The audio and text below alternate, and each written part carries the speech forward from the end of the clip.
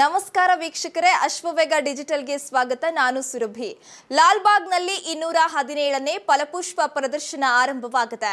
ಈ ಬಾರಿಯ ವಿಶೇಷ ಅಂದ್ರೆ ಆದಿಕವಿ ಮಹರ್ಷಿ ವಾಲ್ಮೀಕಿ ಮತ್ತು ರಾಮಾಯಣವನ್ನ ಹೂಗಳ ಮೂಲಕ ಚಿತ್ರಿಸಲಾಗಿದೆ. ಮುಖ್ಯಮಂತ್ರಿಗಳು ಉದ್ಘಾಟಿಸಿದ ಈ ಪ್ರದರ್ಶನದಲ್ಲಿ 3 ಲಕ್ಷಕ್ಕೂ ಹೆಚ್ಚು ಹೂಗಳಿವೆ. ರಾಮಾಯಣದ ವಿವಿಧ ಸನ್ನಿವೇಶಗಳನ್ನ ಹೂಗಳಿಂದ ಸೃಷ್ಟಿಸಲಾಗಿದೆ. ಜನವರಿ 27ರವರೆಗೆ ಈ ಪ್ರದರ್ಶನ ನಡೆಯಲಿದೆ. ಮೊದಲ ದಿನವೇ ಪುಷ್ಪ ಲೋಕಕ್ಕೆ ಜನಸಾಗರ ಹರಿದು ಬಂದಿತ್ತು. ಲಕ್ಷಕ್ಕೂ ಅಧಿಕ ಬಣ್ಣ ಬಣ್ಣದ ಹೂಗಳಲ್ಲಿ ರಾಮಾಯಣದ ಸನ್ನಿವೇಶಗಳು ಮೂಡಿ ಬಂದಿವೆ. ಮಹರ್ಷಿ ವಾಲ್ಮೀಕಿಯ ಸಾಕಷ್ಟು ವಿಷಯಗಳು ಹೂಗಳಲ್ಲಿ ಅನಾವರಣಗೊಂಡಿವೆ. Light pink, dark pink, sweet pink ಹೀಗೆ ಸರಾಸರಿ 2 ಲಕ್ಷ ಗುಲಾಬಿಗಳಿಂದ ವಾಲ್ಮೀಕಿ ಹುತ್ತ ನಿರ್ಮಿಸಲಾಗಿದೆ. ಮಕ್ಕಳಿಗೆ ರಾಮಾಯಣ ಮಹಾಕಾವ್ಯದ ಕುರಿತು ಗೊತ್ತಿಲ್ಲದ ವಿಷಯಗಳನ್ನ ಇಲ್ಲಿ ಹೂಗಳ ಮೂಲಕ ತಿಳಿಸುವ ಪ್ರಯತ್ನ ಮಾಡಲಾಗಿದೆ. ಆನ್ಲೈನ್ ಟಿಕೆಟ್ ವ್ಯವಸ್ಥೆ ಸಹ ಇದೆ. ಮೊದಲ ದಿನವೇ ಪುಷ್ಪ ಲೋಕಕ್ಕೆ ಜನಸಾಗರ ಹರಿದು ಬಂದಿತ್ತು. ಗಾಜಿನ ಮನೆಯ ಕೇಂದ್ರ ಭಾಗದಲ್ಲಿ ಬೃಹತ್ ಹುತ್ತ ನಿರ್ಮಿಸಲಾಗಿದೆ. ಬೃಹತ್ ಹುತ್ತದ ಮುಂದೆ ಮಹರ್ಷಿ ವಾಲ್ಮೀಕಿಯವರ ಪ್ರತಿಮೆ, ರಾಮಾಯಣದ ಪಂಚವಟಿ, ರಾಮಾಯಣ ರಚನೆಗೆ ಮೂಲ ಕಾರಣವಾದ ಸನ್ನಿವೇಶ, ಹನುಮ, ಜಾಂಬವಂತ, ಜಟಾಯು, ಅಳಿಲು ಕಲಾಕೃತಿಗಳು ಅನಾವರಣಗೊಂಡಿದೆ.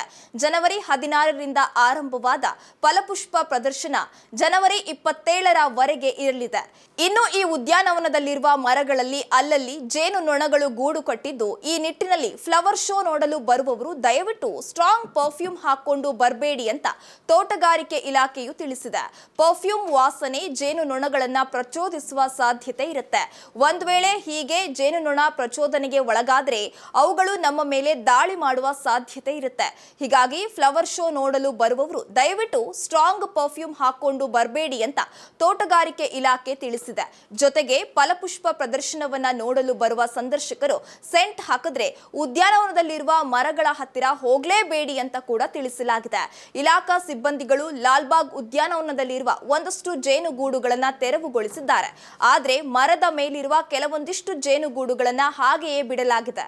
ಹೀಗಾಗಿ ಉದ್ಯಾನವನದಲ್ಲಿ ಜೇನು ನೊಣಗಳಿಂದ ಆಗಬಹುದಾದ ಸಂಭವನೀಯ ತೊಂದರೆಗಳನ್ನ ನಿರೀಕ್ಷಿಸಿ ಇಲಾಖೆಯು ಆಂಟಿ ವೆನಮ್ ಇಂಜೆಕ್ಷನ್ಗಳ ಜೊತೆಗೆ ವೈದ್ಯರು ಮತ್ತು ಅರೆವೈದ್ಯಕೀಯ ಸಿಬ್ಬಂದಿಗಳನ್ನ ಒಳಗೊಂಡ ತಾತ್ಕಾಲಿಕ ವೈದ್ಯಕೀಯ ಘಟಕವನ್ನ ಸಹ ಇಲ್ಲಿ ನಿಯೋಜಿಸಿದೆ.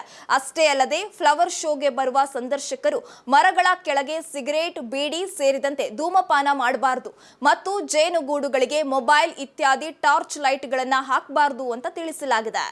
ಇದಾಗಿತ್ತು ಇಂದಿನ ಅಶ್ವವೇಗ ಡಿಜಿಟಲ್. ಹೆಚ್ಚಿನ ಅಪ್ಡೇಟ್ಸ್ಗಾಗಿ ನೋಡ್ತಾ ಇರಿ ಅಶ್ವವೇಗ. ಇದು ಸತ್ಯಾನ್ವೇಷಣೆಯ ಓಟದಲ್ಲಿ.